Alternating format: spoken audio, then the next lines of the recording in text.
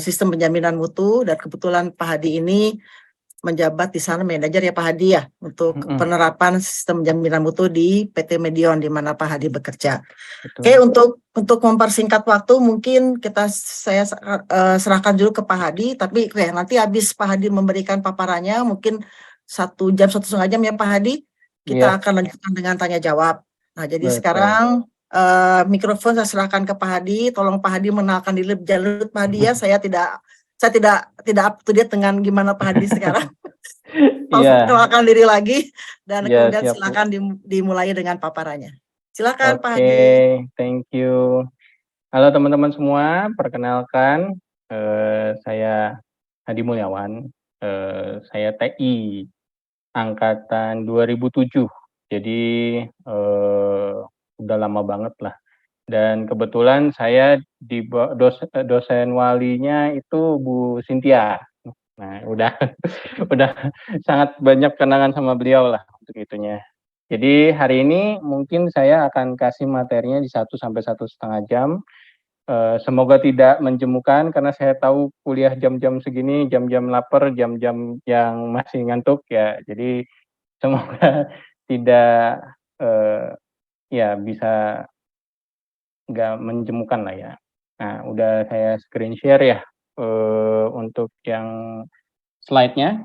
Jadi hari ini kita akan belajar mengenai ataupun saya akan men-sharing-kan mengenai quality assurance atau penjaminan mutu sistem penjaminan mutu yang overview diimplementasi di PT Medion Pharmajaya. Dan ini pasti beberapa dari teman-teman pasti bingung juga Medion Pharmajaya itu seperti apa. Tapi nanti kita akan jelaskan dulu Medion Pharmajaya itu seperti apa. Tapi untuk agenda pembahasan itu kita akan perkenalan, kemudian ada sedikit saya sharing Recording in progress. Quality management yang kita implementasikan, bagaimana implementasinya dan challenge-nya apa yang dari penjaminan mutu sendiri di PT Medion sendiri, dan mungkin nanti kalian juga yang tertarik bekerja di bidang ini, challenge-nya seperti apa sih? Nah, sedikit profil saya, ini adalah profil saya untuk, ya saya persingkat aja, jadi nama saya Hadi Mulyawan, tapi di Medion sendiri saya dipanggil dengan Valen, jadi kalau misalnya nanti di Medion ataupun kalian ke Medion ada yang manggil Valen, ya itu saya.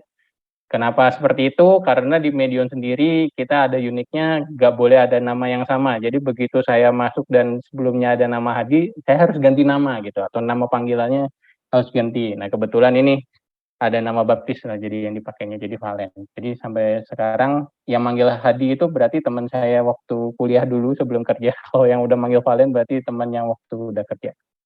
Saya awal mulai dari yang product management staff, jadi bekerja di bidang marketing, kemudian naik di business development assistant manager, merangkap juga untuk yang product management assistant manager untuk yang lab. Kemudian tahun 2018 saya juga ke Laboratory and Animal Trial Product Management Assistant Manager, merangkap juga sebagai Resource Planning and Inventory Assistant Manager. Kemudian tahun 2019 itu menjabat sebagai Internal Auditor, jadi rangkap jabatan tiga jabatan sekaligus waktu itu di tahun 2018 sampai 2022. Kemudian sampai sekarang 3 jabatan juga yang saya pegang adalah Business Development Manager, Quality Assurance Manager, dan juga Internal Auditor. Nah, sebelum masuk ke sana, daripada bosen, saya akan ada sharing dulu mengenai satu video.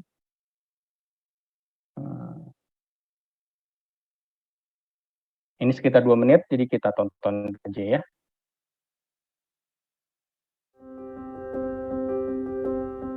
Animal health, human health, and our shared environment are closely linked and interdependent.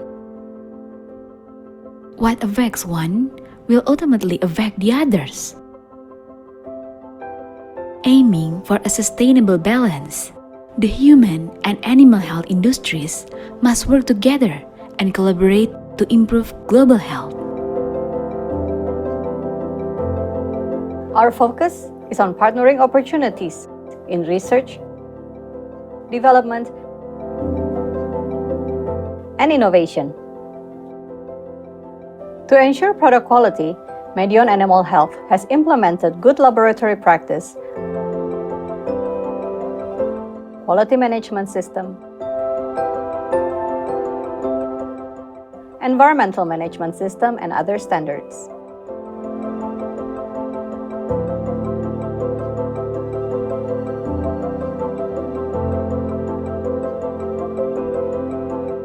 We support innovative holistic solutions and research in improving animal health and well-being. Medion Animal Health has collaborated with many local and overseas partners, such as universities, research institutes, and other private companies to develop new technology and innovative products. Medion, as a leading animal health company in Indonesia, is looking forward to collaborate with you, bringing innovative solutions for the betterment of animal, human, and the environment.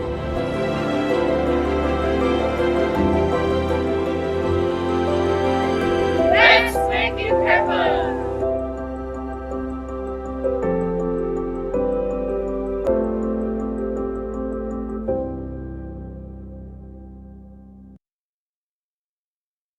Oke, tadi sedikit untuk yang pengenalan juga, sekaligus I used to think that there's a lot of jobs that do not require English, so I could just sekaligus nanti kita juga bisa melihat bahwa ada beberapa kata-kata di sana yang mungkin akan kita familiar ya, yang seperti good laboratory practice, kemudian management system. Nah, hal-hal itu yang nanti kita akan coba untuk explore ketika di sesi ini.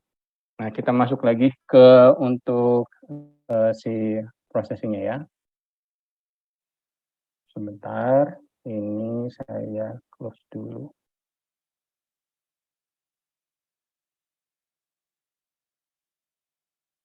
Oke.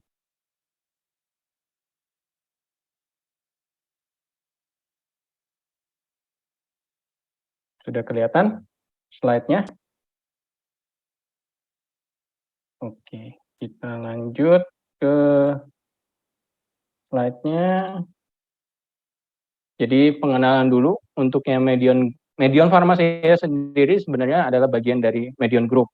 Jadi Medion Group itu kita punya animal health itu mulai dari yang 1976. 1976 itu kita punya di farmasi, vaksin, dan juga laboratory animal testing. Kita udah ekspor ke 20 countries di Asia Afrika. Kemudian tahun 92 kita ada punya lini produk plastik, itu poultry equipment, pharmaceutical packaging, dan lain-lain.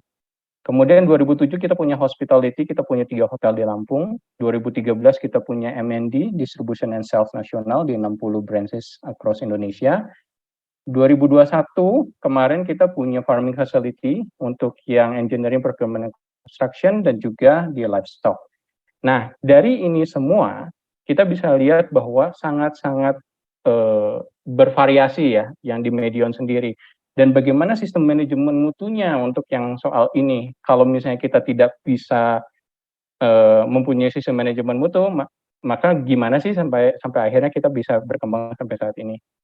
Dan lagi sebenarnya ini kalau kita lihat juga Medion Farmajaya sendiri, kalau kalian memang sedikit jarang yang tahu, kalau misalnya sudah bermain di dunia peternakan pasti tahu, kita ada leading company di Indonesian Animal Health Industry. Kita punya AI surveillance data yang terbesar di Indonesia, bahkan mengalahkan yang punyanya Indonesia. Kemudian kita punya largest biosecurity level 3, jadi kayak ya fasilitas yang mirip-mirip lab-lab steril gitu. Kita sebut dengan biosecurity level 3 di Indonesia. Kalau tidak salah juga terbesar di Asia Tenggara. Kemudian nanti kita akan punya first SPF egg production di Indonesia. SPF egg itu jadi spesifik pathogen free, di mana si telurnya itu akan kita gunakan sebagai research. Kemudian kita udah jadi juga speaker si international seminar, partnership sama FAO, Indonesian government, dan foreign country di research. Kemudian kita udah ekspor juga di lebih dari 20 country. Jadi kita bisa bilang bahwa ini ada perusahaan Indonesia yang mendunia. Nah, kita akan masuk untuk yang Medionnya sendiri. Medion itu udah punya ISO 9001 2015, ISO 14001 2015, dan 17025 2015. Yang dimana itu ada Quality Management System, Environment Management System, Laboratory Management System yang akan kita dapatkan di tahun ini. Jadi 17025 kita akan udah masuk juga. Nah, selain itu, kalau kita bicara dengan ISO, sebenarnya ISO itu adalah standar yang mengatur manajemen sistemnya. Tapi kalau kita bilang apakah nanti ada spesifikasi produk, proses, dan lain-lain, itu kita atur dalam bentuk GMP, GLP, dan standar-standar industrial standar lainnya. Jadi yang tadi yang sebut di video adalah GLP ya, jadi Good Laboratory Practice. Kalau GMP, Good Manufacturing Practice. Termasuk juga cara pembuatan obat hewan yang baik atau CPOHB, CPOB, cara pembuatan obat yang baik. Nah, itu juga kita coba implementasikan. Lalu sedikit untuk yang teknis, saya akan bahas sedikit teori di sini. Quality itu apa sih? Quality itu adalah total karakteristik dari suatu produk atau jasa yang terkait dengan kemampuannya memenuhi spesifikasi persyaratan. Jadi karakteristiknya apa aja nih yang kita coba untuk yang definisikan, dan itu supaya untuk memenuhi dari spesifikasi dan persyaratan. Lalu quality management system itu apa?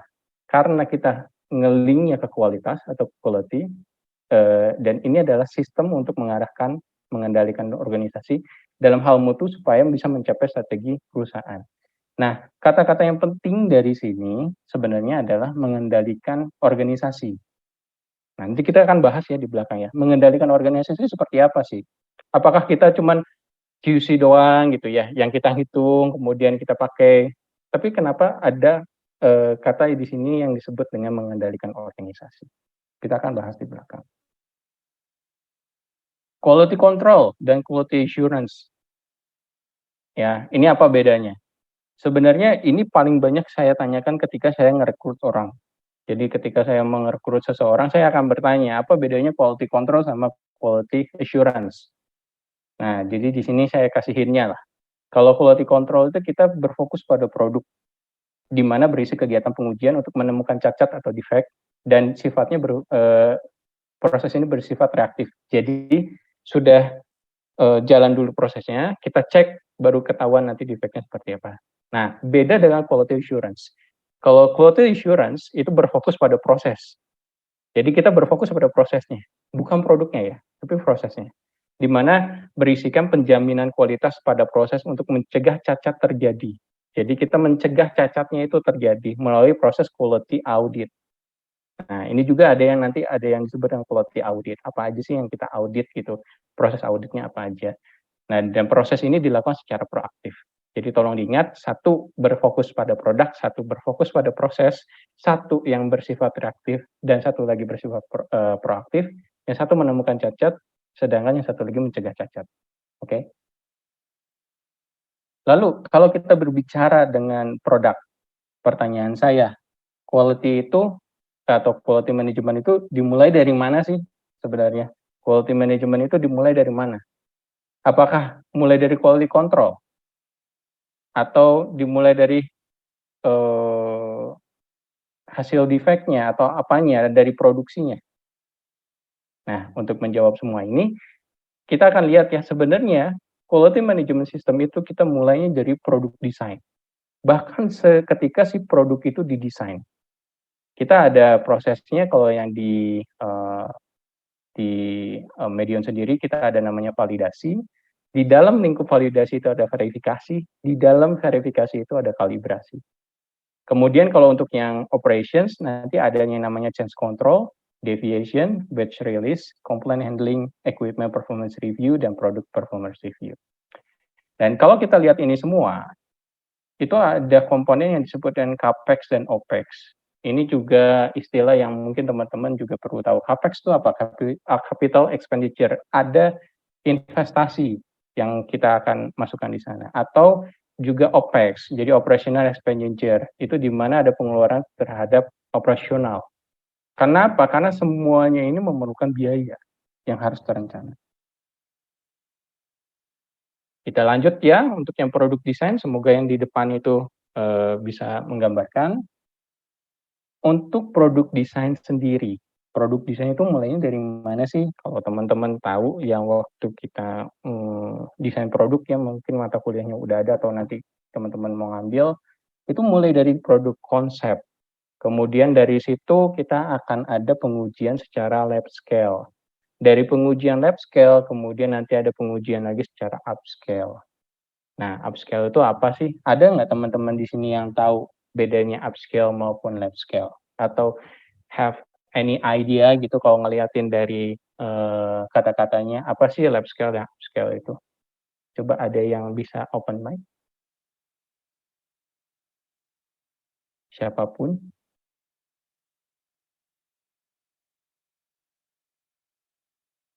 Kalau lab scale di laboratorium, Pak Hadi, Jadi Bu Cynthia yang kalau upscale mungkin Pak Hadi harus menjelaskan lebih lanjut. Oke, kalau lab scale itu berarti kita masih pengujiannya lingkupnya adalah laboratorium, betul. Di mana sebenarnya pengujian ketika produk itu kita pasti buatnya dalam batch yang kecil. Tapi ketika kita mau untuk masuk ke produksi, ada perlu bridging, ada perlu jembatan transisi dari yang namanya konsep produk yang kita bikin secara lab ke konsep yang produksi. Itu yang disebut dengan upscaling. Jadi kita testing tapi dengan standar dengan menggunakan batch yang lebih besar. Biasanya minimum batch dalam satu kali produksi itu disebut dengan upscaling. Nah, upscaling-nya itu harus berapa kali dan lain-lain kita diatur di industri standar ya. Jadi harus aja 3 batch dan harus berturut gitu sebelum kita bisa handover. Jadi kebayang ya, mulai dari produk konsep, kita punya konsep produknya, kemudian kita bikin prototipenya, kemudian kita uji dalam bentuk lab scale. Ketika lab scale itu bisa berkali-kali tuh, sampai akhirnya punya konsep produknya oke, kemudian kita naikkan ke upscale. Jadi kita produksikan menggunakan fasilitas produksi yang benerannya gitu, yang gedenya, materialnya lebih banyak dan lain-lain. Nah, kemudian kita biasanya 3 batch. Dari 3 batch itu kita lihat apakah memang konsisten baik. Karena ada hal yang di sini yang di mana yang di lab scale bisa dilakukan ternyata di upscaling nggak bisa dilakukan. Contohnya ketika ini harus diaduk 4 kali. Nah, diaduk 4 kali yang di dalam lab scale mungkin beda sama diaduk 4 kali yang ada di upscale. Nah, itu yang masuknya ke sana, kemudian baru handover. Nah, apa aja sih yang dicek di sini? Kita kan punya parameter ya, parameter yang di lab scale ini. Itu biasanya akan jadi titik mula kita bikin spesifikasi pemeriksaan yang akan kita cobakan juga di upscale. Jadi upscale itu jadi semacam simulasi ketika kita mau produksi. Produknya seperti apa? Produknya mau diapain? Biasanya produknya akan kita lemparkan ke testing market atau market testing. Jadi kita kirimkan atau kita tes lagi di market dalam lingkupnya kecil, penerimaannya seperti apa. Nah, ketika upscaling dan test market ini oke, kita akan handover dan masuk ke lini operasional. Nah, selama produk ini didesain, itu masuk ke konsep produk desain ya, mulai dari desain, lab scale, upscale, dan juga handover. Itu kita harus memastikan dari manajemen kualitasnya, apakah proses ini valid. Nah, mulai dari mana aja sih? Yang pertama, metodenya. Yang dilakukan benar atau tidak? Metode produksinya oke atau enggak? Metode pemeriksaannya oke atau enggak? Kemudian kita lihat lagi dari materialnya. Materialnya baik nggak? Ada QC materialnya nggak? COA-nya apa?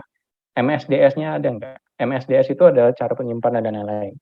Itu sesuai nggak sebenarnya? Kemudian personilnya kompeten nggak? Validasi personilnya mana? Apakah dia sudah lulus kompetensi atau tidak? Kemudian apakah sistem, alat, fasilitas atau SAF yang kita singkat SAF yang digunakan baik? Ada nggak kualifikasinya? Ada desain kualifikasinya nggak? Jadi DQ, IQ, OQ, PQ, sama EMP. Nah, biasanya ini saya nggak tahu di kuliahan dulu kayaknya saya miss deh, Bu. Saya kayaknya tidak menemukan kata-kata DQ, IQ, OQ, PQ ya. Kalau itu ketika di sini saya menemukan. Jadi ada design qualifications. Jadi dari kita punya produk spesifikasi itu menjawab nggak sih URS atau user specification requirement itu menjawab nggak. Kemudian ada IQ, ada installation qualifications. Kemudian OQ, ada Operational Qualification dan Performance Qualification. Jadi dari DQ itu dari desainnya dulu kita kualifikasi, kemudian ketika misalnya kita udah punya alat, datang kita install kan, nah itu ada IQ, ada installation qualification, jadi instalasinya udah sesuai nggak? Kemudian setelah udah diinstal, kemudian kita jalankan tanpa beban, jadi kita jalankan dia tanpa ada input, jadi cuma jalanin mesin aja, itu OQ. Jadi operational qualification, dan terakhir adalah PQ. Ketika kita sudah benar-benar menggunakan material sebenarnya, itu seperti apa. Dan satu lagi, EMP. Jadi Environment Management Plan. Kenapa ini penting? Karena kita bicara soal produk yang tadi saya bicarakan adalah produk-produk steril. Kita bicara dengan vaksin, kita bicara dengan biosecurity level 3. Ada batasan tertentu yang nggak boleh kita lewatin, misalnya ya, debunya berapa ppm yang ada di ruangan situ. Kemudian tidak boleh ada kontaminasi atau cross contamination ketika kita coba swab, itu tidak ada penyakit di sana. Sampai sedetail itu yang disebut dengan EMP. Jadi kita harus melihat bahwa lingkungan yang di tempat si alat itu berada itu sesuai dan bisa digunakan. Dan yang terakhir, yang paling penting dan juga sering terlewatkan adalah apakah alat ukur yang digunakan baik, jadi terkalibrasi. Sesimpel cuma jangka sorong itu harus dikalibrasi. Semua, gauge-nya semua kayak misalnya pressure gauge itu juga harus dikalibrasi. Jadi kalibrasinya pun nanti agak lebih susah lagi karena kita harus melihat dikalibrasi oleh siapa, kemudian suhu ruangannya seperti apa, kelembapan seperti apa, metode yang digunakan seperti apa, kemudian hasilnya seperti apa, sehingga penyimpulan seperti apa. Jadi itu semua kita periksa ketika produk desain. Nah, selesai produk desain, kita udah oke, semua data-datanya lengkap, dokumennya lengkap, kemudian masuklah ke handover. Apa sih yang di handover dari produk desain atau serah terima dari produk desain ke operasional? Handover itu adalah bentuk serah terima dari product development team ke operational team. Jadi yang tadi kita pembuatan produk, R&D kalau kita sebutnya, ke operasional. Nah, apa yang kita serah terimakan? Yang pertama adalah spesifikasi produk. Harus ada spesifikasi produknya. Ini 3 hal ini sangat-sangat umum ya, tapi bisa jadi ada lagi yang lain. Tapi secara umum kalau kita tarik ada 3. Spesifikasi produk, catatan proses atau IKA produksi, kemudian rencana pemeriksaan kualitas. 3 ini harus ada. Nah, rencana pemeriksaan kualitas bukan hanya untuk produk jadi, tapi juga untuk incoming materialnya seperti apa, kemudian proses kontrolnya seperti apa, kemudian hasilnya juga seperti apa.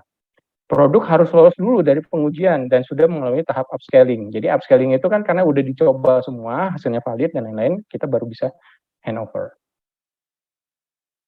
Jika ada pertanyaannya silahkan untuk dituliskan di chat juga ya, jadi nanti bisa saya baca dan nanti di akhir saya bisa jawab. Nah, setelah kalau kita udah handover, kan ini masuk ke operational phase kan, udah masuk ke produksi lah. Nah, kemudian apa yang kita lakukan sebagai penjaminan kualitas di level operasional? Itu kan tadi ada batch release, deviations, change control, complaint handling, product quality review, sama equipment performance review. Batch release itu apa sih? Itu proses rilis produk ke pasar. Jadi bukan hanya tadi yang bagusnya secara konsep produk itu harus bagus sehingga kita bisa masuk ke operasional. Pun di operasional sebelum kita bisa rilis produk itu ke pasar, kita harus lewat batch release dulu. Nggak bisa tuh yang asal cuman rilis aja, udah produksi, lolos cacat, nggak ada cacat, rilis ke pasaran. Nggak sesimpel itu. Dan ini yang mungkin teman-teman juga yang nggak tahu sebenarnya kalau di standar itu kita harus perlu ada namanya batch release. Nah, kemudian dari itu batch release, saya akan lanjut ke yang keduanya adalah deviasi. Deviasi itu adalah pendataan penyimpangan proses. Nah, penyimpangan proses kalau ada kita udah punya guidance ataupun yang operational standard, itu kalau menyimpang dari situ kita akan pendataan melalui sistem deviasi. Lalu ada change control, ada pendataan perubahan proses. Jadi kalau misalnya ada proses yang kita ubah, itu kita lewat change control. Nah, ketika produk ini sudah sampai ke pelanggan, kan pasti ada aja gitu yang komplainnya di situnya. Kita akan lewat penanganan komplain itu ada complaint handling.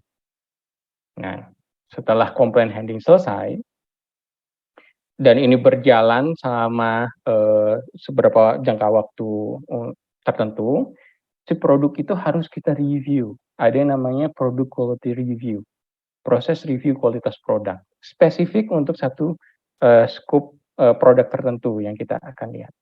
Nah, selain produk, kita juga ada yang namanya equipment performance review atau review kinerja mesin dan fasilitas lain. Itu namanya equipment performance review. Oke, kita akan bahas satu persatu untuk hal ini, apa aja sih yang dicek di sana, dan kemudian kenapa sih ini akhirnya menjadi penting gitu. Nah, yang menarik di sini saya akan bahas pertama adalah batch release. Seperti yang saya bilang ke teman-teman, kalau kita produksi, itu nggak semata-mata udah lulus dari QC langsung jual ke customer gitu, nggak seperti itu. Karena prosesnya kita harus ada namanya batch release. Jadi proses pemastian si batch itu sudah layak untuk dilepas ke pasar. Mulai dari mana? Kita harus punya COA, kita harus punya batch record, kemudian kita juga harus review dari deviasi maupun EMP, jadi yang tadi Environment Management Plan-nya. Jadi untuk memastikan bahwa ke depannya, walaupun ini, karena gini, produk itu bisa kita nilai steril sekarang. Tapi ketika kita udah sampai ke pelanggan, itu kan ada masa simpan, kemudian ada distribusi dan lain-lain gitu. Nah, jika masa simpan itu di pelanggan dan akhirnya dikonsumsi oleh pelanggan ataupun di sini ternak dan tiba-tiba menyebabkan penyimpangan, ada sakit dan lain-lain, itu akan menjadi fatal. Sehingga untuk produk-produk kita yang apalagi farmasi itu harus lewat batch control. Jadi kami harus melihat apakah COA-nya sudah ada. COA itu adalah bentuk apa? Bentuk dari hasil pemeriksaan kualitas yang berdasarkan rencana pemeriksaan kualitas. Jadi kalau kita lihat turunan untuk yang dokumennya, yang pertama itu mulai dari spesifikasi produk, kita akan turunkan ke rencana pemeriksaan kualitas, itu dilakukan QC di sana berdasarkan dengan pemeriksaan kualitas ini. Kemudian dari hasil yang sudah lolos QC itu kita akan buatkan COA atau Certificate of Analysis. Nah, itu ya. Ini yang pertama, jadi dia udah lulus QC.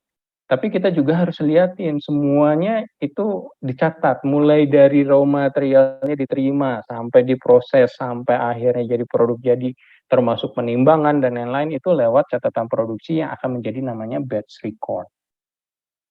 Nah, selain ini, dilihat apa lagi? Kita akan lihat juga, ada nggak deviasi proses selama ini? Ada nggak penyimpangan proses selama produksi ini?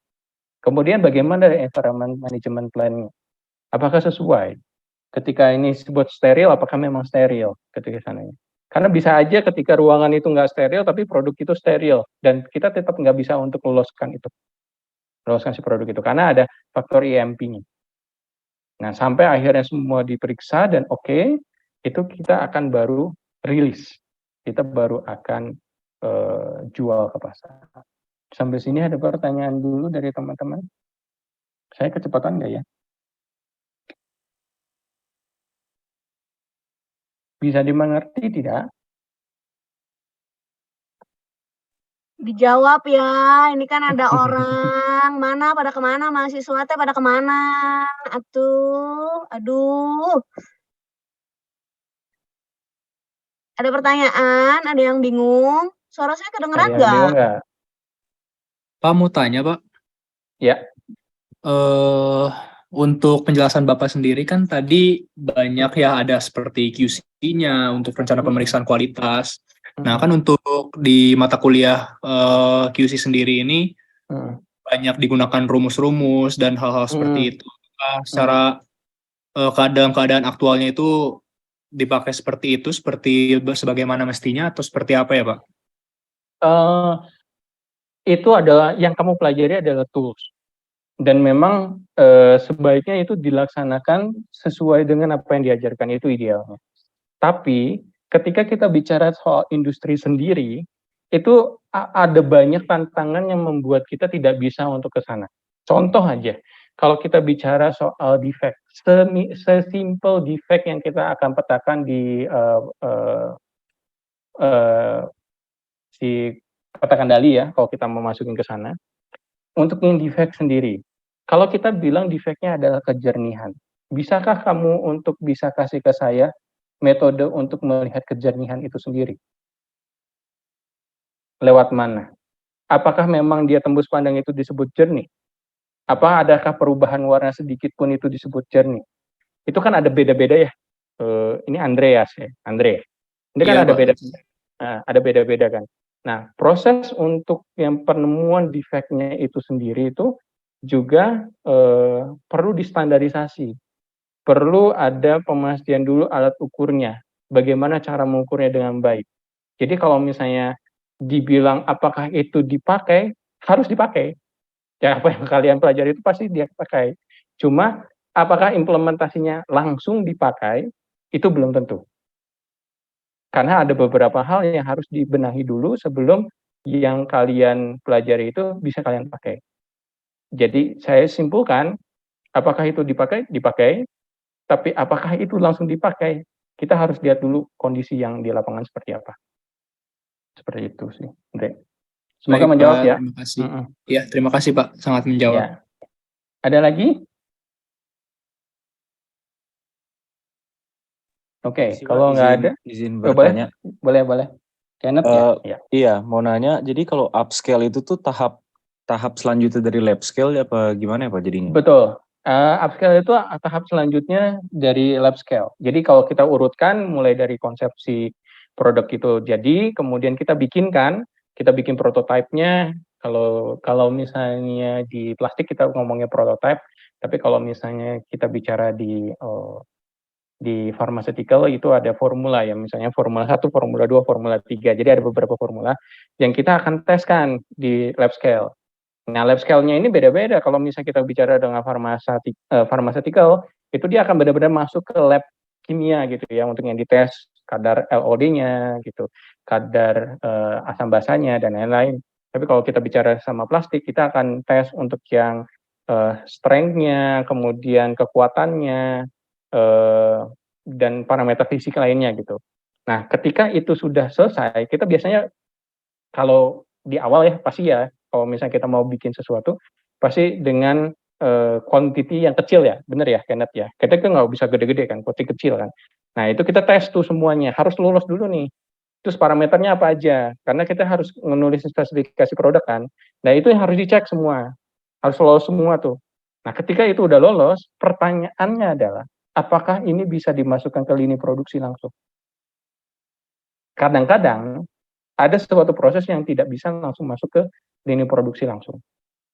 Contoh, misalnya, yang tadi saya bilang bahwa yang ini dicampur dengan yang ini, kemudian ini harus diaduk. Ketika kita masuk ke fasilitas produksi, ada kemungkinan kok nggak bisa dicampur ya di sininya gitu. Di saat yang batch yang besar itu nggak bisa dicampur. Istilahnya gini deh, kalau kamu ya, mungkin saya nggak tahu yang lain pernah itu nggak. Kalau kamu bikin nasi goreng sendiri gitu, untuk sendiri itu bisa enak tuh. Tapi kalau kamu bikin nasi goreng untuk 10 sampai 20 orang dalam satu kali masak, itu belum tentu enak gitu. Karena ada sesuatu yang harus kita adjust. Nah, ketika kita meng-adjust itu yang disebut dengan upscaling. Jadi kita pasti akan libatkan. Jadi kalau kita bicara soal lab scale, itu biasanya hanya di internal R&D sendiri gitu kan. Tapi kalau kita bicara soal upscaling, kita udah masukin ke orang-orang mulai dari PPIC, bagaimana dia menjadwalkannya, mesinnya di mana, mau kapan bisa upscaling. Kemudian kita juga untuk udah barengan sama orang QC juga. Nanti pemeriksaannya kayak gini loh. Tapi kita lead ya dari R&D yang lead. Pemeriksaannya gini, catatannya seperti ini. Kemudian protokol produksinya seperti ini gitu. Catatan prosesnya seperti ini. Kita udah melibatkan orang-orang yang akan ada di operasional. Tapi masih di-lead oleh R&D. Gitu. Nah, dia harus memastikan semuanya itu. Biasanya kita 3 batch. 3 batch itu tergantung ya, bisa 1 sampai 3 hari dalam satu batch itu bisa beda-beda hari. Jadi, dia akan memastikan. Apa yang kita pastikan? Kestabilan proses. Bisa dilakukan atau enggak. Stabil enggak prosesnya? Pengecekannya oke enggak? Biasanya ada di packaging juga. Packagingnya oke enggak? Ada masalah enggak di packagingnya? Ada bocor enggak?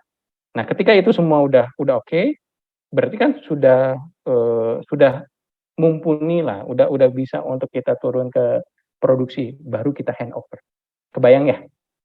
Gitu ya, Kenneth ya. Ada pertanyaan lagi, Kenneth? Oh, jadi kalau upscale itu tuh dilakuin beberapa kali buat kayak make sure gitu ibaratnya Pak ya? Iya, biasanya kita lakuinnya harus 3 batch dan berturut, Kenneth.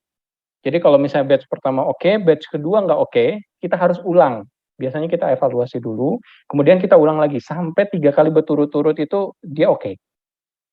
Jadi 1, 2, 3 nggak bagus, itu di-stop dulu, evaluasi lagi, apa yang nggak bagusnya, kenapa itu ya, diulang lagi batch-nya, gitu. Sampai akhirnya 3 kali berturut-turut baru kita akan bisa handover. Karena kenapa ini penting, karena kita udah melibatkan tim operasional kan di dalamnya kan, supaya tim operasional juga ngerasain gitu loh, oh gini tuh masalahnya, ketika di handover udah nggak kaget gitu maksudnya. Oke. Makasih Pak. Menjawab? Oke. Menjawab Pak, makasih Pak. Oke, ada lagi? Ya, bertanya. boleh? Boleh. Tapi kalau sebelum kalian bertanya, tolong panggil saya kok aja, jangan panggil Pak. Sorry kok, Silakan. mau nanya sih, kan setiap produk kan dibilangnya harus ada si formulir IK-nya kan? Berarti Catatan kan prosesnya. ya catatan proses kan. Kebetulan ibu saya orang farmasi juga, jadi bisa ada nyambung sih. Sebenarnya kan setelah batch yang ketiga itu kan biasanya ada yang dosier gitu kan kalau farmasi. Betul, dosier.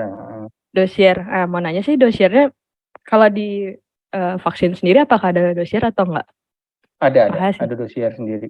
Ada dosier sendiri biasanya, karena dosier ini atau kenapa ini penting, karena kita masih nge-link sama yang proses dosier ini sendiri untuk memastikan kan sebenarnya hasil yang kita lakukan itu sesuai atau tidak. Kemudian nanti juga efikasi dan lain-lainnya seperti apa. Dan ini tuh kita perlukan karena ini Stephanie biasanya untuk pendaftaran produk atau registrasi produk. Jadi dosier itu kita perlu, baik dari vaksin juga kita perlu dosiernya gitu. Berarti tapi nggak dari BPOM kan tapi nggak ya? Enggak. Karena kita BPOM itu untuk manusia. Oh ya, untuk manusia, sorry. Ini kalau untuk hewan kita masuknya ke ini apa? Kementerian Pertanian. Oh, pertanian ya. Deptan. Ya. Makasih kok. Ya, sama-sama. Ada lagi?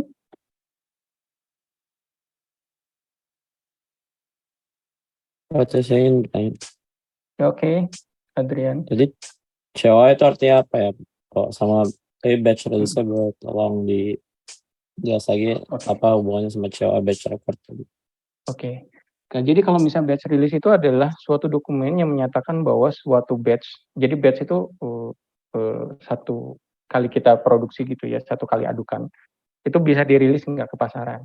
Nah, batch itu harus dipastikan bukan hanya dari kualitas produknya, tapi juga prosesnya, untuk memastikan bahwa ketika kita keluarin si produk itu di pasaran, tidak akan ada komplain ataupun tidak ada kerugian atau tidak akan merugikan si pelanggan. Dari mana sih? Yang pertama kita harus punya COA dulu, Certificate of Analysis. Certificate of Analysis itu menyatakan bahwa si produk ini sudah lolos dengan parameter spesifikasi yang sudah diuji gitu loh. Jadi biasanya ada nama produknya, kemudian identitas produk lah ya. Terus bagian bawahnya itu ada tabel, kemudian ada spesifikasi yang harus diujikan, kemudian standarnya seperti apa, hasilnya seperti apa. Jadi nanti di situ akan keluar pass or not pass gitu loh. Ketika udah COA dibentuk tuh biasanya udah lolos gitu ya. Kemudian batch record itu adalah catatan proses yang tadi Stephanie bilang itu. Jadi kita mencatat semua proses dari atau IK atau catatan proses, kita mencatat semua dari kita penerimaan si material sampai akhirnya si produk itu jadi. Mulai dari penimbangannya oleh siapa itu dicatat semua supaya apa, ketelusurannya udah jelas. Kemudian yang ada lagi dokumen tambahan yaitu deviasi. Kalau ada deviasi kita cek deviasi penimbangan proses seperti apa. Kemudian juga EMP, jadi Environment Management Plan-nya juga. Menjawab nggak untuk Adrian? Ya Pak, terjawab Pak. Oke, thank you. Kita lanjutkan dulu ya untuk yang lanjutannya. Nanti jika ada pertanyaan, saya akan buka lagi ke tengah. Oke. Oh iya, kalau nggak salah kalian dikasih tugas untuk ngerangkum ya. Jadi bertanyalah. Karena bertanya itu kalau saya bisa sharing adalah kemampuan pertama dan satu-satunya yang akan menentukan kalian menjadi sukses atau tidak. Karena yang dibutuhkan di dunia kerja itu bukan orang yang menjawab yang benar, tapi bisa bertanya dengan benar. Nah, nanti sedikit lah ya di sana. Itu sedikit sharing aja. Kasih Kemudian sharingnya kita Pak Adi. betul ya Bu ya. Jadi Bertanya dengan benar itu ya, tolong garis bertanya yang bawahi, benar. bertanya dengan Bukan benar. iya, karena banyak banget loh ini mahasiswanya kalau misalnya itunya kalian tuh seringnya stres 3 bulan kerja tuh stres karena aku belum bisa ngapa-ngapain, aku nggak bisa jawab pertanyaan itu. Please deh, kalian 3 bulan itu tujuannya untuk bertanya. Jadi tolong bertanyalah dengan banyak gitu loh. Jadi usahakan untuk bertanya. Karena dengan bertanya yang benar, kalian bisa mendapatkan informasi yang benar.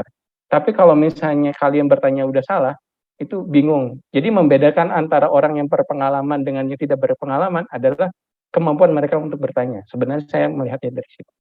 Ya. Sedikit aja intermezzo. Kita lanjut ke sini.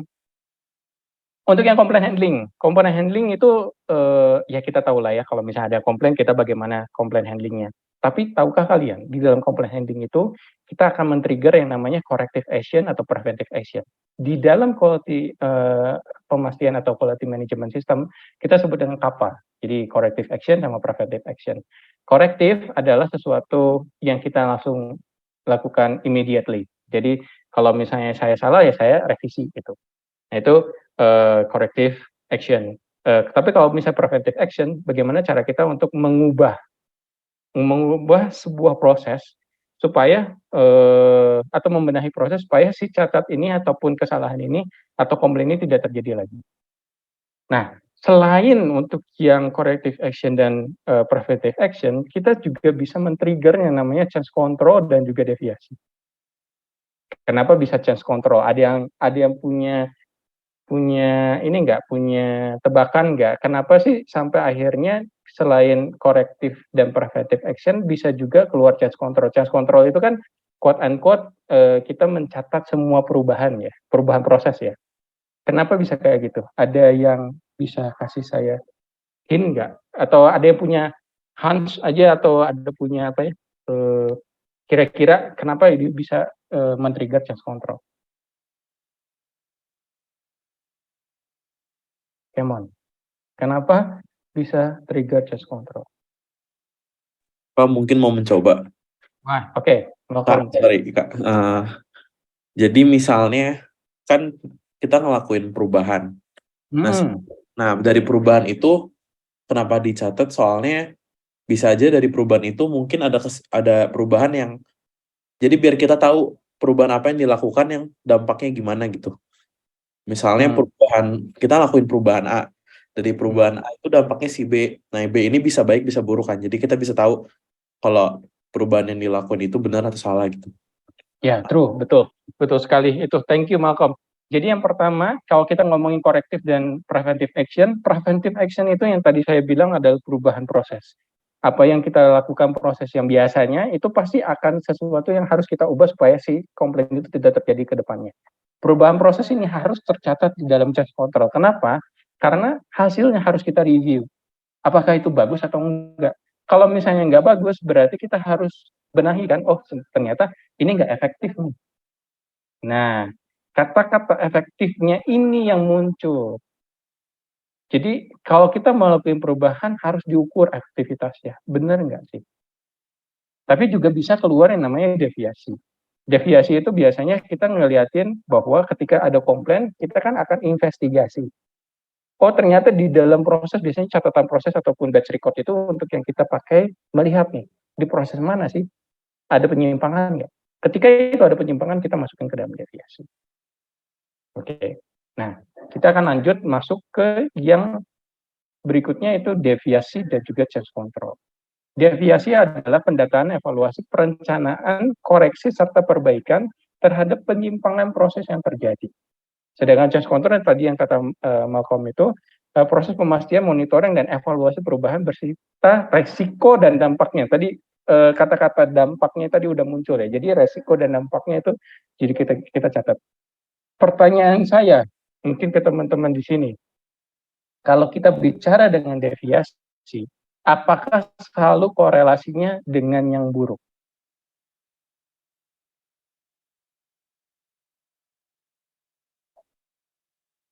Jadi, kalau artinya ya, deviasi itu adalah penyimpangan proses. Pertanyaan saya, apakah deviasi itu selalu relate sama yang buruk?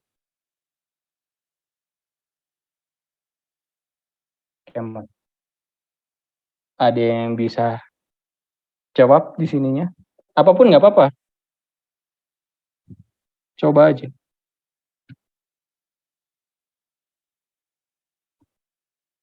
Emon. Penyimpangan ya Pak ya? Ya, penyimpangan. Kalau untuk yang lebih baik pun disebutnya penyimpangan sih Pak. Soalnya kan kita mau melaraskan sama keinginan kebutuhan konsumen ya, permintaan konsumen.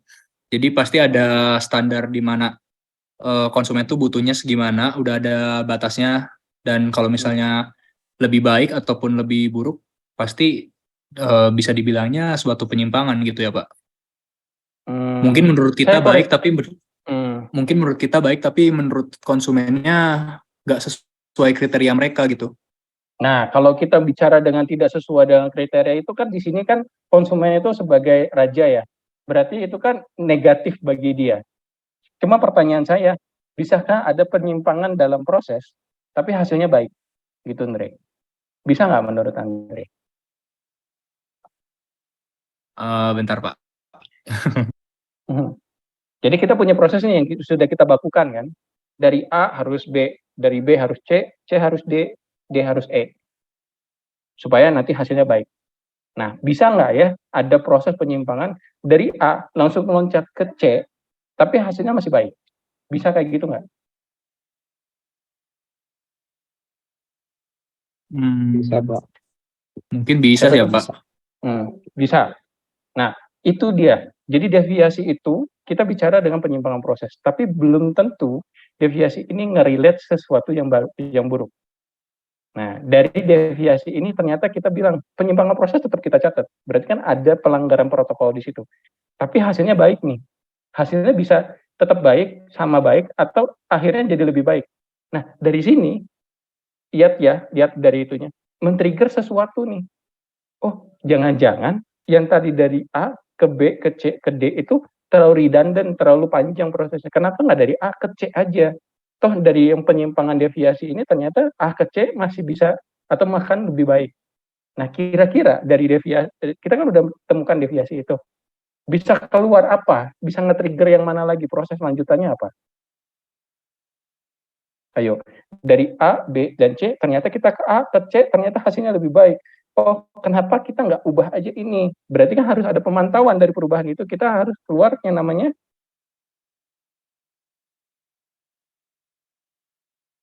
come on. Udah nahan nafas evaluasi perubahan, Pak. Ya, evaluasi perubahan disebut dengan come on, Dre. Dikit lagi, Dre. Change control, betul. Ya, thank you, Rahyat. Ya, itu di bawahnya, Udah nahan nafas saya. Mau mati nih rasanya. Jadi itu akan men-trigger yang namanya change control. Nah, kenapa perlu change control? Karena change control itu penting. Karena selalu ada yang namanya proses yang lebih baik. Ya, di TI kan diajarin, kan tidak ada sistem yang sempurna, adanya adalah sistem yang lebih baik. Percayalah, itu lu akan pakai seumur hidup lu. Pokoknya. Untuk kata-kata itu. Karena itu juga yang mendasari adanya change control. Jadi change control itu bukan hanya untuk monitoring sesuatu perubahan, tapi juga kalau ternyata ini bisa kayak gini ya, ya udah dicatat dalam change control supaya apa? Ada evaluasinya. Ya, ada evaluasinya terhadap dampaknya. Dengan change control ini yang mungkin kalian nggak ini ya, karena kita udah mencatat nih ada perubahan. Kita mencatat untuk triggernya seperti apa, mau ngubahnya apa. Deviasi itu diperbolehkan. Ya dong, kalau kita udah masukin change control, udah di ACC bahwa kita akan mencoba ada perubahan proses, deviasi itu diperbolehkan.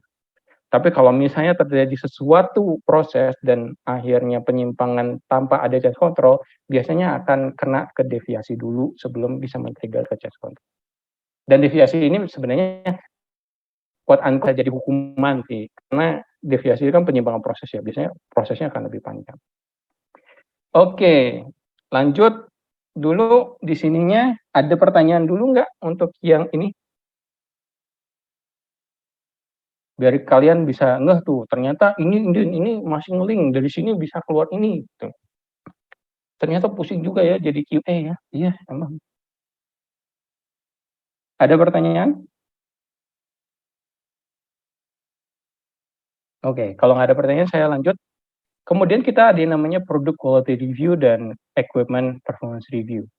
Ini merupakan suatu report yang komprehensif. Kalau kita bicara dengan Product Quality Review, kita akan mencek selama produksi itu, selama produk itu dijual, bagaimana sih defect-nya, trennya seperti apa. Itu dari produksi doang. Tapi kita juga ngeliatin, ada komplain nggak? Berapa banyak komplain? Apa yang berulang? Jenisnya apa? Kemudian juga dicek, change control-nya sedang berjalan apa? Hasilnya seperti apa? Tindakan perbaikannya seperti apa? Sampai ke penjualannya seperti apa? Nah, disinilah control chart itu muncul. Jadi ada beberapa spesifikasi defect yang spesifikasi yang kita lihatin, oh seperti apa? Misalnya kadar airnya seperti apa? Kemudian nanti LOD-nya seperti apa? Kejenihannya seperti apa? Tingkat asam basanya seperti apa? Ada penyimpangan nggak di situnya? Jadi kita akan ngeliatin semua di control chart. Bukan hanya itu, tapi juga kita ngeliatin juga persebarannya lewat histogram juga. Berapa banyak sih yang kita ininya, ada nggak yang outlier? Kenapa itu terjadi outlier? Kalau kalian ingat ada yang namanya Demiken, ada yang determine, measure, dan lain-lain, itu kita pakai di sana. Jadi kita determinasi dulu produk mana sih yang kita mau untuk produk quality review, berdasarkan apa? Pasti dia penjualannya baik, kemudian dampaknya besar, dan kita akan review yang itunya. Karena kalau misalnya ada catat yang ini nanti bisa mempengaruhi penjualan kita yang lebih besar. Jadi kita punya determine dulu produk mana yang kita akan prioritaskan. Kemudian baru akan dibedah di dalam. Defeknya apa, trennya apa, jumlah komplainnya apa, dan lain-lain. Sampai kita bisa bilang bahwa, oh oke, di sini kita punya poin-poin, kita akan nilai, di poin mana sih yang masih bermasalah, dan kita akan kasih tindakan lanjutannya seperti apa. Tindakan lanjutannya yang akan dilakukan adalah ini dengan deadline seperti apa, dan akan direview kapan. Itu harus jelas semua, dalam satu bentuk report. Biasanya membutuhkan waktu yang cukup lama. Nah, karena data-datanya banyak dan itunya biasanya kita akan tunjang, nggak tahu Ciloren atau Bu Cynthia kalau di Unpar sudah mulai untuk diperkenalkan tools-tools kayak Power BI nggak ya? Nah, biasanya itu sih yang kita pakai sih. Jadi ada business intelligence. Jadi kita bisa otomasi untuk yang dapetinnya, kemudian kita juga input-inputnya kita buat secara otomatis juga gitu supaya nanti bisa masuk dan diolah dan jadi report gitu yang kita bisa langsung fokus ke analisanya. Nah itu untuk yang product quality review. Nah selain product quality review kita juga punya equipment performance review. Kita ngeliatin dari performance mesinnya, frekuensi breakdown-nya dan jenis breakdown-nya. Biasanya kita ada dua istilah yang kita sering pakai yaitu mean time MTBF, mean time between failure. Jadi kapan dari breakdown ke breakdown-nya lagi, sama MTTR gitu, mean time to repair. Jadi kita untuk repair-nya berapa lama.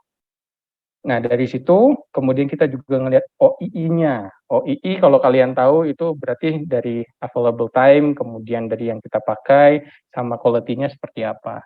Kemudian data kerusakan, utilitas, hasil kualifikasi. Kualifikasi tadi ada ya, ada OQ, DQ, dan lain-lain itu. Change control, dan lain-lain itu kita lihat. Kemudian ada umurnya nggak, yield-nya. Yield itu seberapa dia masuk dan seberapa dia keluar, seberapa banyak yang kita masukkan dan juga kita hitung juga pengeluarannya. Jadi yield, ya perbandingan atau performance dari si mesinnya itu seperti apa.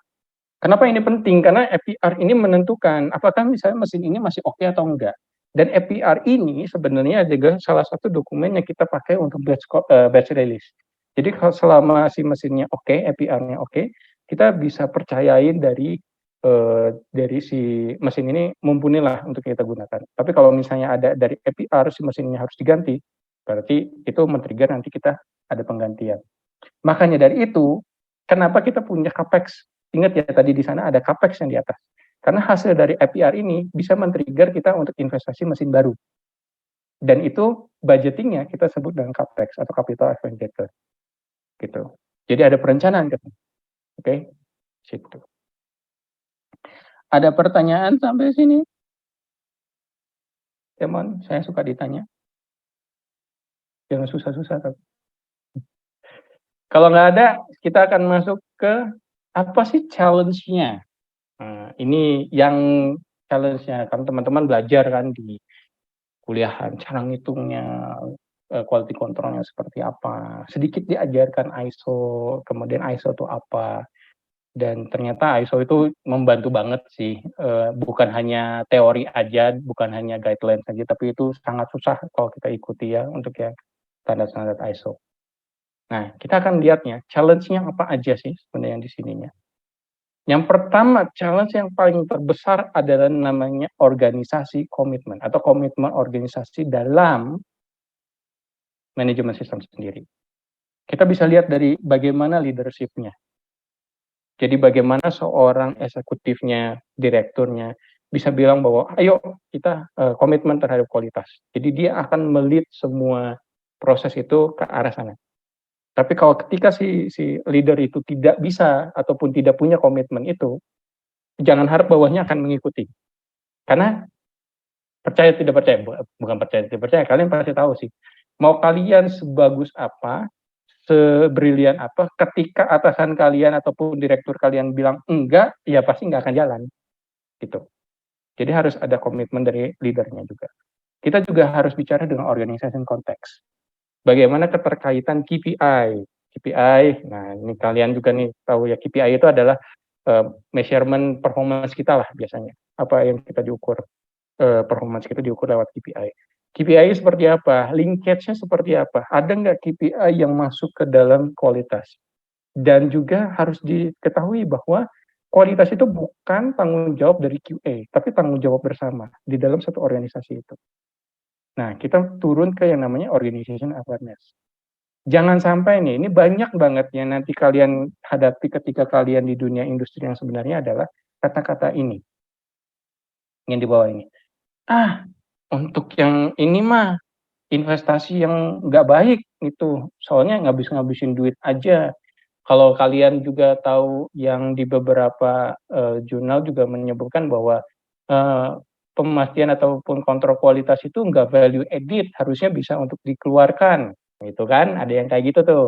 Karena kita tidak menambah value dari si produknya, dari proses ini. Biasanya itu dipakai alasan itu blindly sama orang-orang yang tidak mengerti bahwa manajemen kualitas itu penting gitu.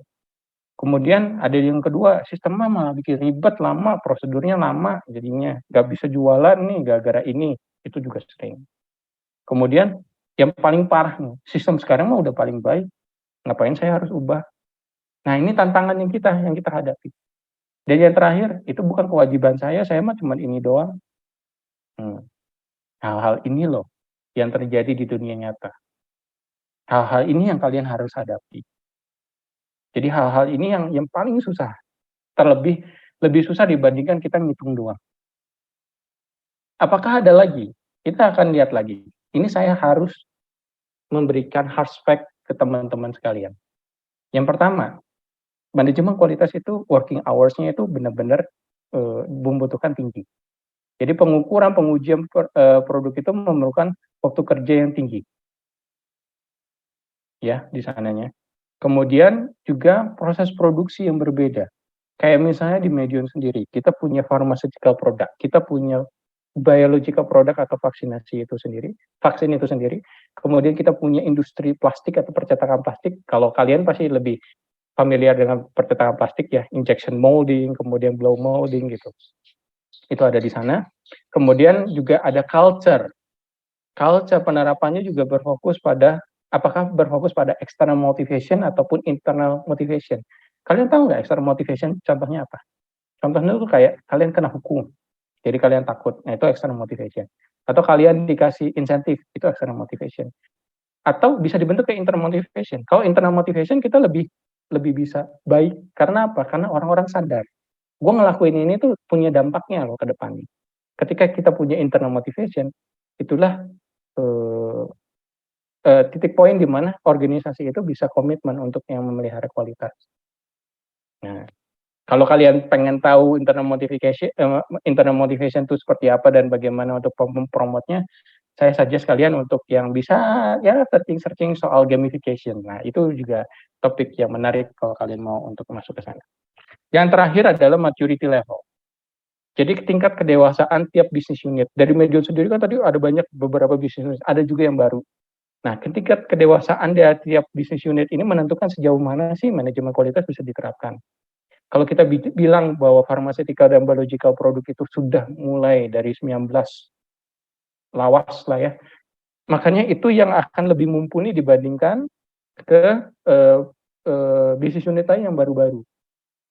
Dan itu kan beda-beda juga ya proses produksinya. Yang satu pharmaceutical, kalau kita bicara biological product ya, itu beda dengan pharmaceutical. Pharmaceutical di tengah jalan kita bisa stop prosesnya, kita bisa stop, kemudian kita lanjutkan lagi. Prosesnya bisa di-pause gitu. Tapi kalau kita bicara dengan vaksin, itu begitu itu udah ada pelanggaran, itu gede banget, bisa sampai gede banget itu kerugiannya, karena kita nggak bisa nge-reverse si produknya. Kita nggak bisa stop di tengah-tengah. Kita bicara soal makhluk hidup, dan itu selalu itunya. Dan kalau misalnya sampai akhirnya kita nggak bisa manage ini, apalagi kita ngomongin soal virus, bisa ada pengaruh dan dampak nanti ke kesehatan orang-orangnya. Ya, jadi maturity level itu juga pengaruh. Nah, oleh karena itu sebenarnya ini juga disadari oleh ISO.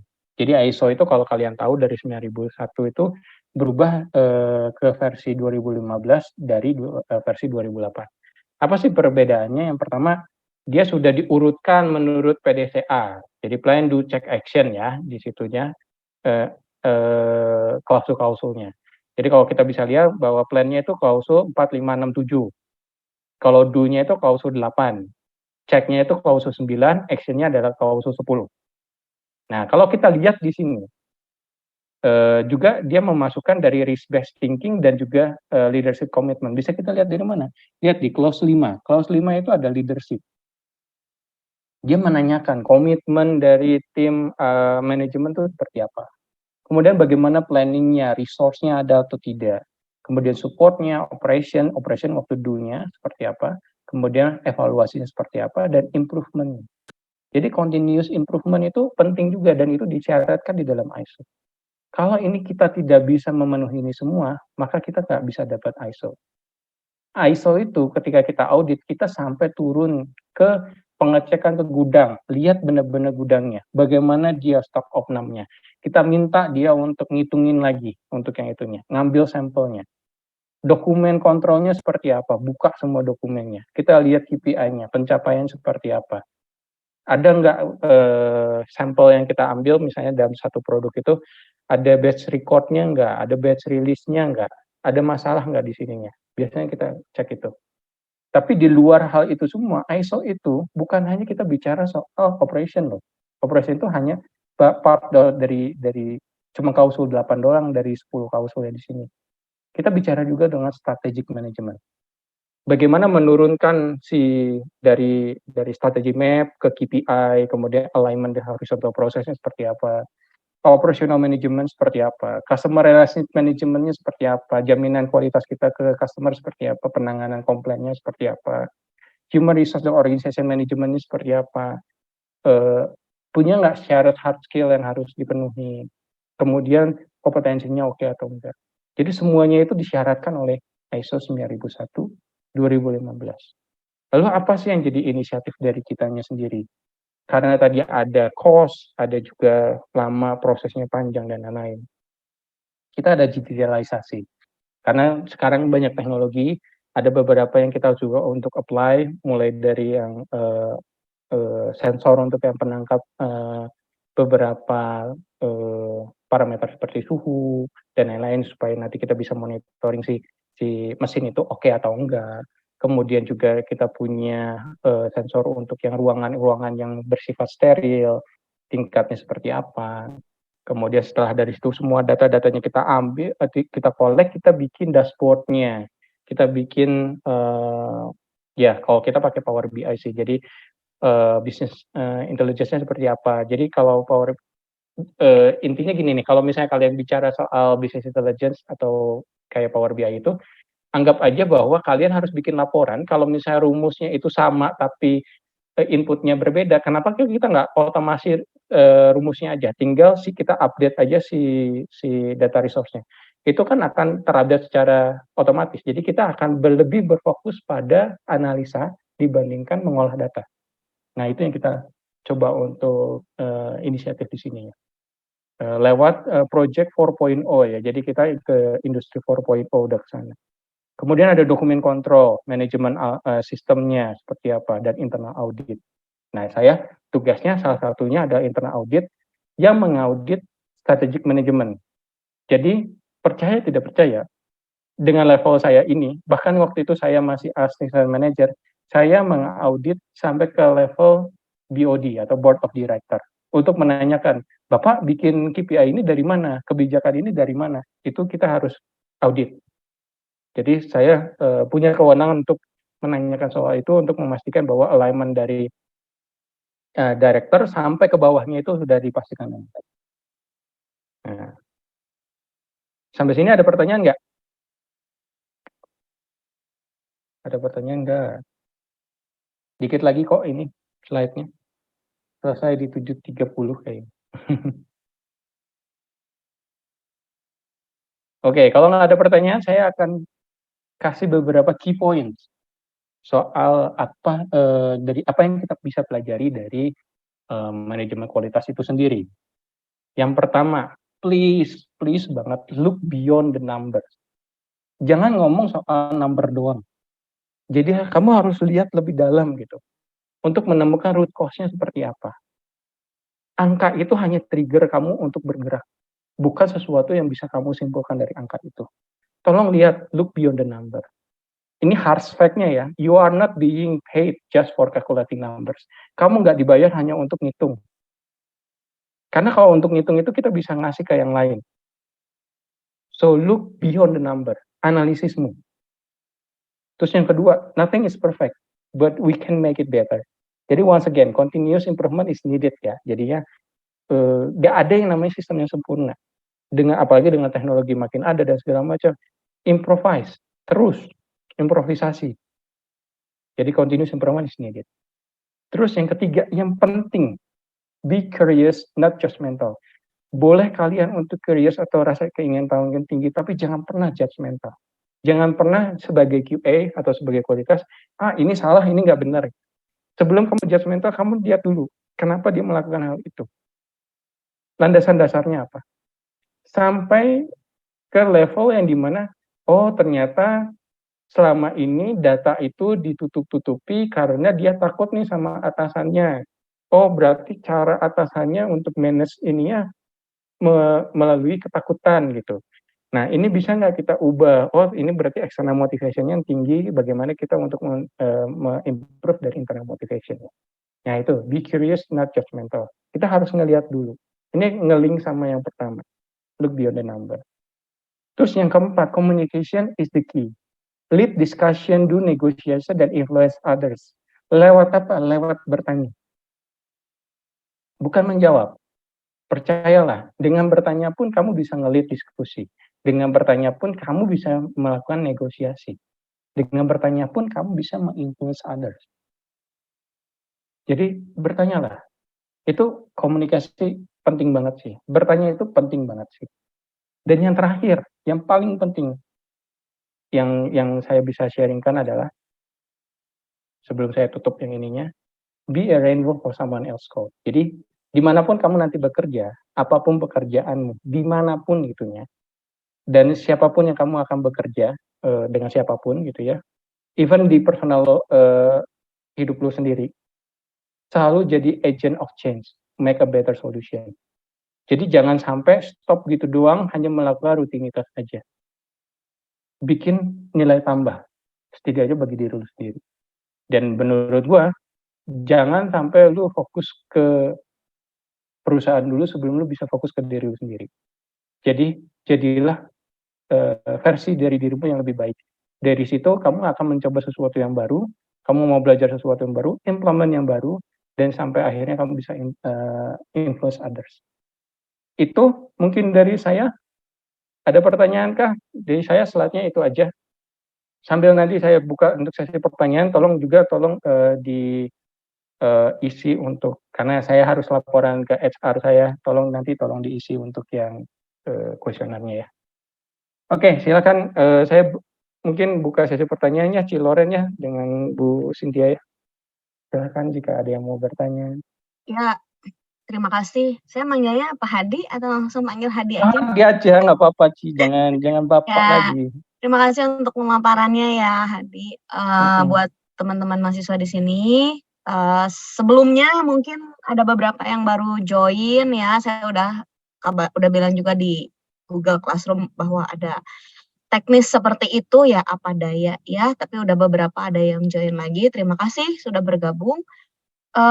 Kita masuk ke sesi tanya jawab. Tadi udah banyak materi yang disampaikan oleh Hadi, yang kebetulan juga di Medion. Ini bagiannya quality assurance. Silahkan mau bertanya apa, nanti nyalain kameranya, nyalakan mic-nya. Kalau misalnya mau tanya lewat chat juga boleh, tapi nanti tetap saya akan panggil dan silahkan mengajukan pertanyaannya langsung gitu ya. Kalau yang mau bertanya silahkan boleh raise hand dulu mungkin ya, supaya nanti saya bisa ini. Ayo, lagi pada makan lagi jangan-jangan. Apa? Saya juga lapar. Iya, saya juga lapar, benar. Jadi, ayo silahkan ada yang mau bertanya. Anneke mau nanya katanya. Oh, Anneke, ada Anneke di sini. Wah, ini dia. Iya. Silahkan Anneke. Ini gimana Anneke mau head to head sama Pak Hadi nih. Nyalain kameranya Anneke supaya saya bisa spotlight kan biar tahu gitu Anneke yang mana. Enggak Bu, nggak mau bertanya Bu. Oh, nggak mau bertanya. Iya. Dia mau nanya data skripsinya katanya Pak. Bukannya wajib. Udah dikasih kok bukannya aman. wajib Anneke, kamu nanya bukannya wajib.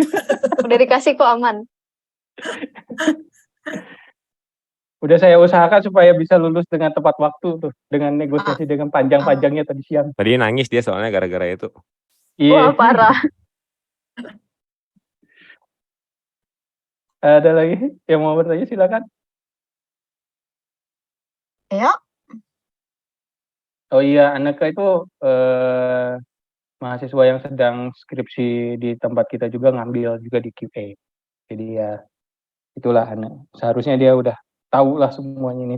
Cuman ya part dari inilah, karena Anna cuma tahu di business unit yang saat ini, tapi mungkin nggak tahu untuk yang di tempat lain. Itu sedikit tentang Anna. Ayo, ada pertanyaan nggak?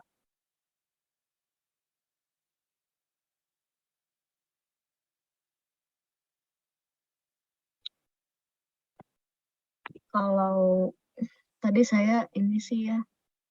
Boleh. Sok Cici boleh. Gak apa-apa lah sambil nunggu lah ya. Mungkin saya tadi ada yang kelewat juga saking rusuhnya ya ngurusin ini supaya bisa sampai 500. Mungkin ada yang udah dijelasin sama Hadi tapi mungkin diulang lagi.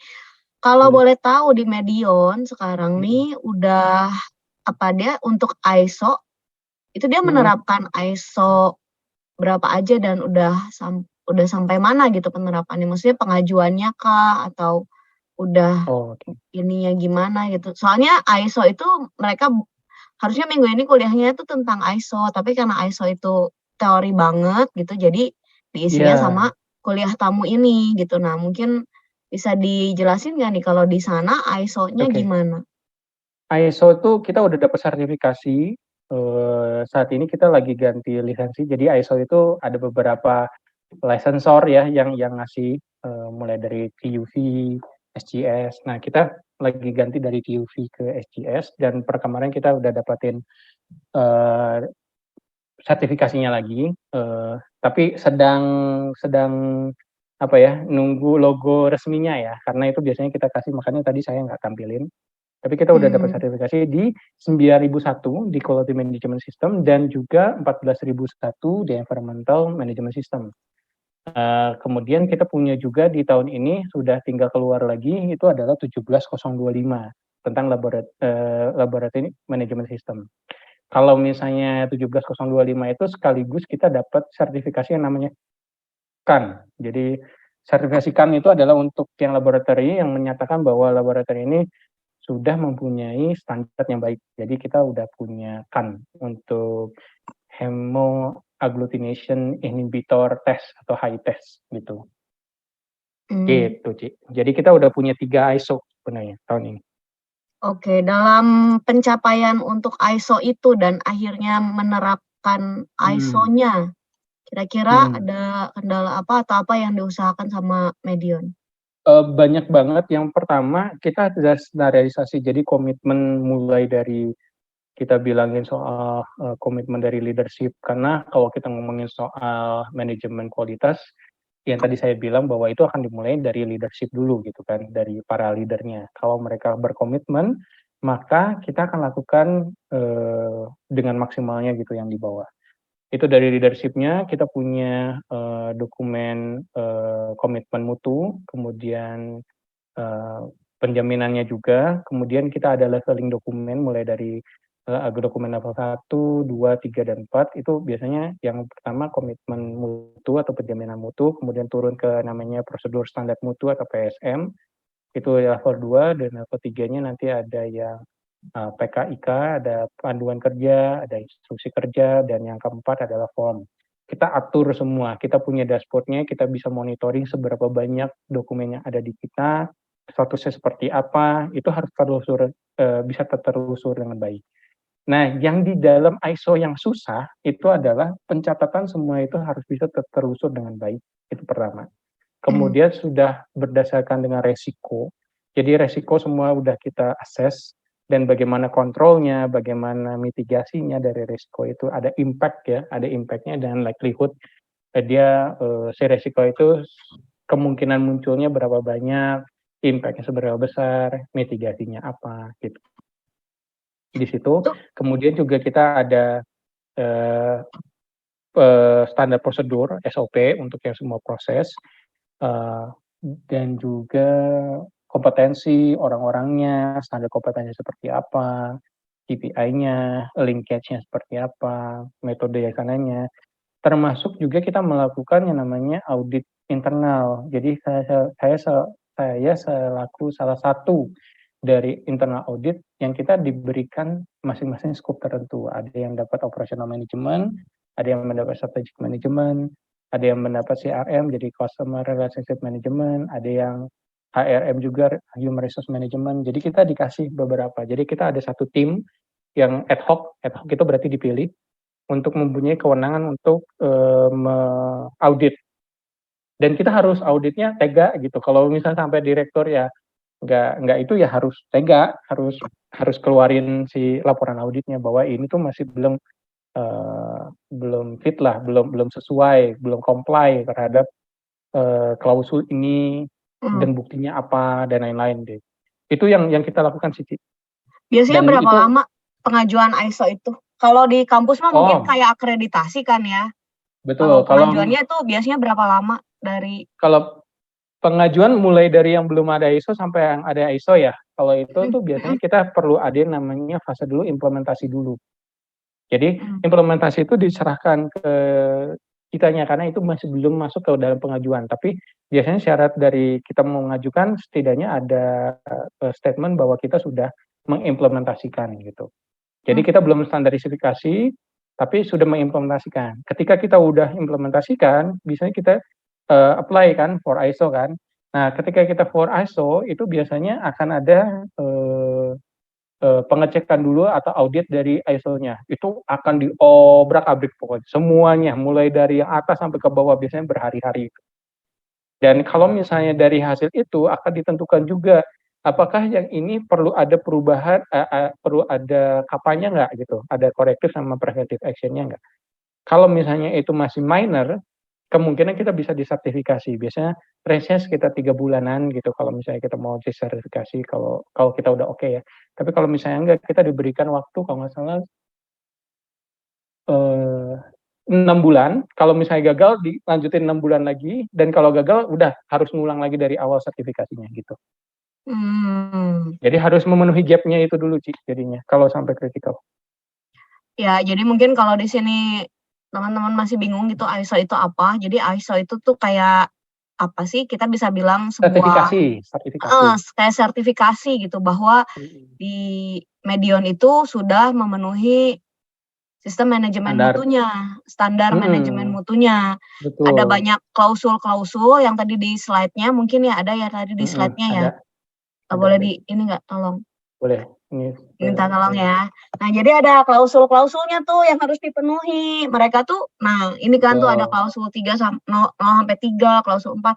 Nah, ini semua tuh harus dipenuhi sama si Medion supaya nanti dia dapat nih, saya sudah tersertifikasi ISO. Nah, kalau udah tersertifikasi ISO, apa yang didapatkan oleh Medion? Yang kita dapatkan pasti nanti si sertifikasi ISO-nya yang kita bisa cantumkan di setiap kita mau promosi dan lain-lain. Tapi selain dari itu, kita juga mendapatkan sebenarnya jaminan ataupun value yang lebih gitu. Untuk perusahaan-perusahaan yang sudah ber-ISO, itu kita bisa punya nilai lebih di kompetitor kita gitu. Bahkan salah satu, kalau misalnya kita mau ekspor, dia pasti akan minta ISO itu jadi salah satu standar. Gitu. Kurang lebih begitu ya. Jadi penting banget lah ISO ini untuk yang kita penjualan, untuk yang produk. Apalagi saya juga menjabat sebagai business development. Kalau misalnya itu kita nggak punya, ya agak susah bersaing sih kita. Bukan agak susah, pasti akan susah bersaing. Apalagi kalau kita mau ke internasional ya. Lagi kalau perusahaan-perusahaan saingan kita juga udah terstandar ISO gitu kan ya. Masa kita nggak sendiri. Oke, saya sudah mau mancing, udah panjang itu, udah 15 menit. Ayo yang lain mungkin ada. Mungkin mau nanya kok. Iya, siapa ini? Kenneth, Bu. Oke, Kenneth. Jadi dalam kayak dapat sertifikasi ISO itu, siapa yang berhak buat menguji dan ngasih sertifikasinya gitu kok?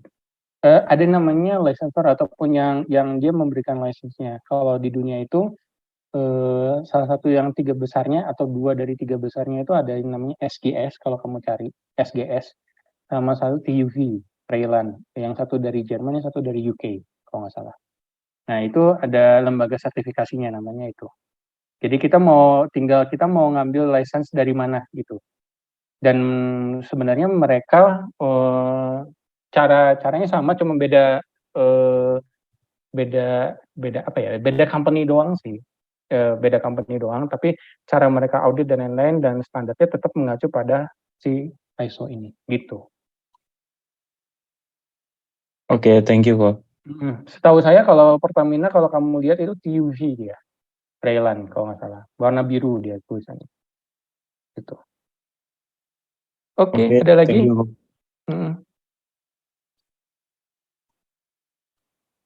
Kalau tidak ada, saya pengen bertanya nih, kalau misalnya kita udah dapetin ISO, bisa nggak kita ekspor misalnya vaksin kita keluar? Udah pasti nggak? Udah pasti kita bisa ekspor nggak? Apakah itu udah cukup dengan ISO aja? Ayo. Gimana kira-kira? Saya nggak mau jawab, kasih kesempatan aja. Kalian gimana? Kira-kira bisa nggak? Kalau kita udah dapetin ISO nih, semua tempat tahu, oke, kita berarti bisa jualan ke luar negeri. Kita bisa jualan ke mana yang paling dekat ya? Malaysia misalnya. Bisa nggak?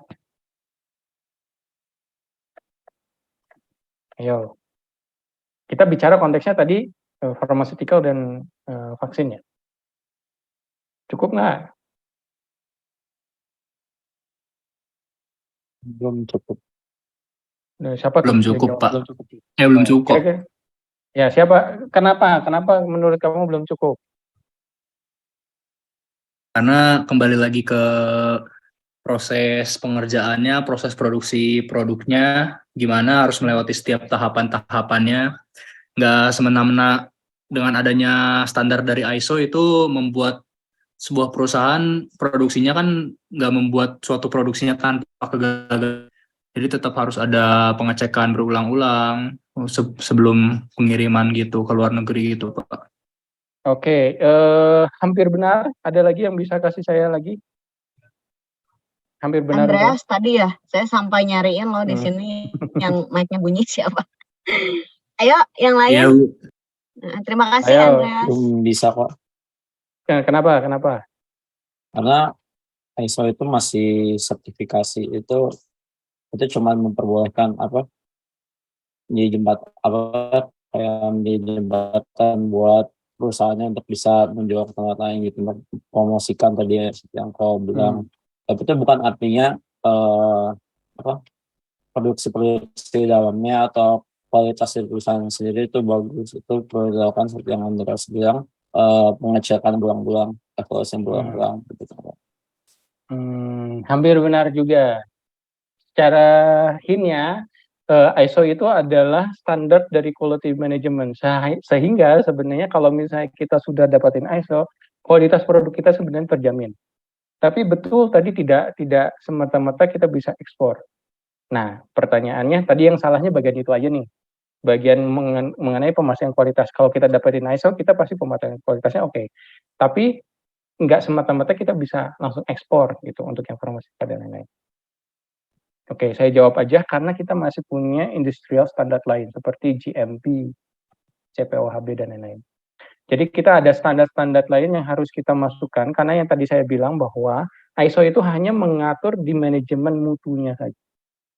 Tapi spesifikasi produknya yang tadi disebutkan sama Andreas ya tadi ya.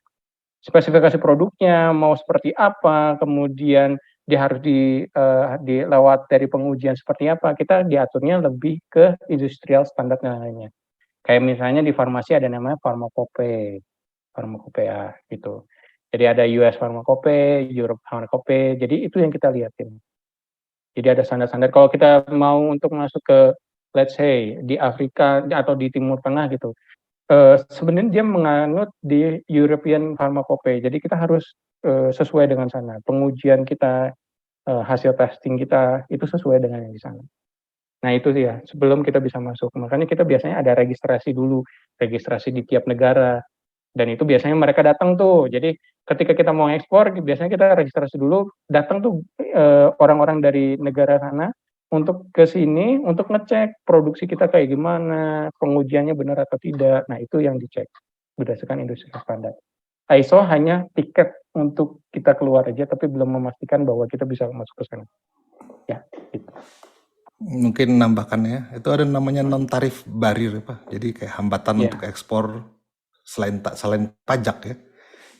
Contohnya kalau sehari-hari kalau kita mau beli barang dari China atau dari mana itu harus memenuhi SNI kalau sudah ada SNI-nya. Itu paling gampangnya mungkin biar mahasiswa bisa ngerti.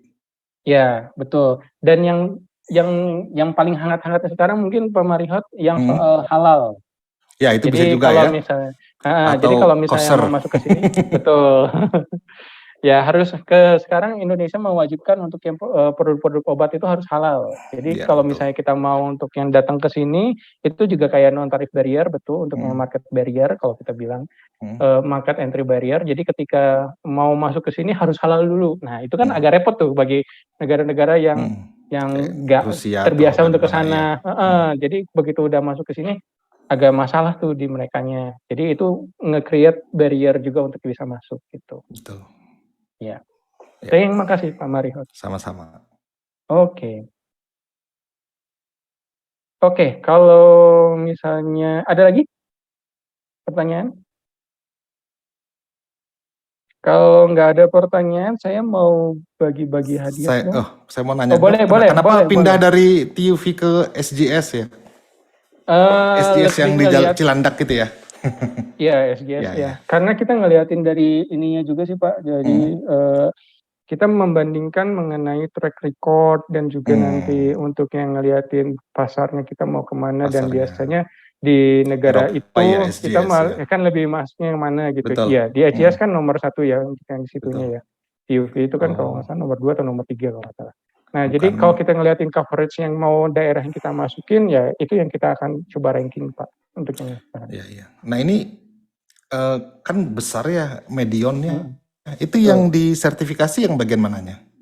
Yang biasanya kita kalau untuk yang sekarang Medion Pharma Jaya, karena sertifikasi itu kan nge-link-nya ke satu legal entity ya Pak Iya ya, betul, untuk betul yang sekali. satunya. Ada Jadi boundary satu sama scope perusahaan, yang jelas ya. betul, dan scope-nya. Jadi kalau walaupun ya kita punya beberapa unit bisnis yang punya legal entity atau nama perusahaan masing-masing, itu harus masing-masing. Dan biasanya kita untuk yang ISO itu kita akan ke Medion Ardika Bakti yang bagian distribusi, sama satu lagi Medion Pharma Jaya sebagai manufakturnya, gitu Pak.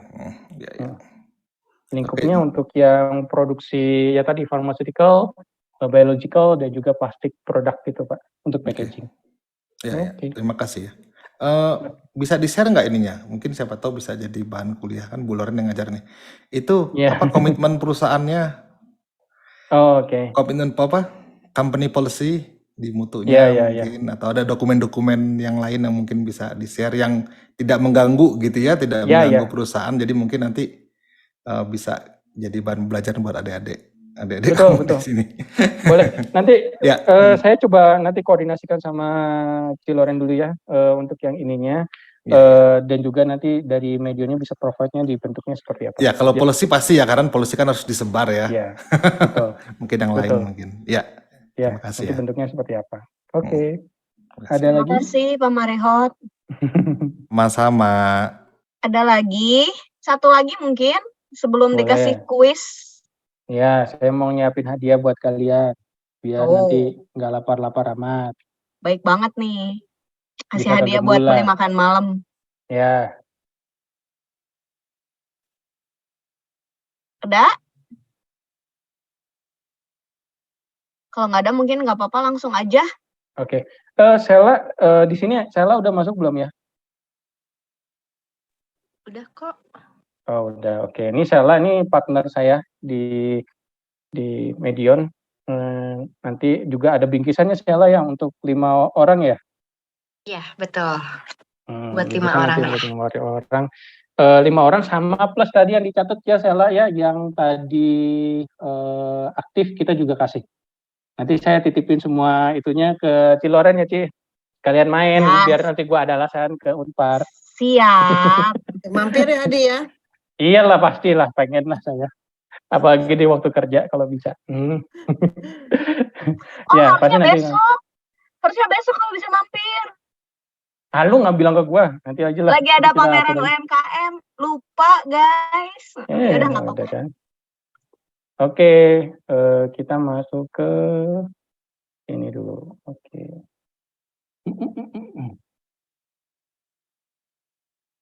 Nah, kita pakai kuisis ya. Jadi kalau kalian ininya bisa join ke sini.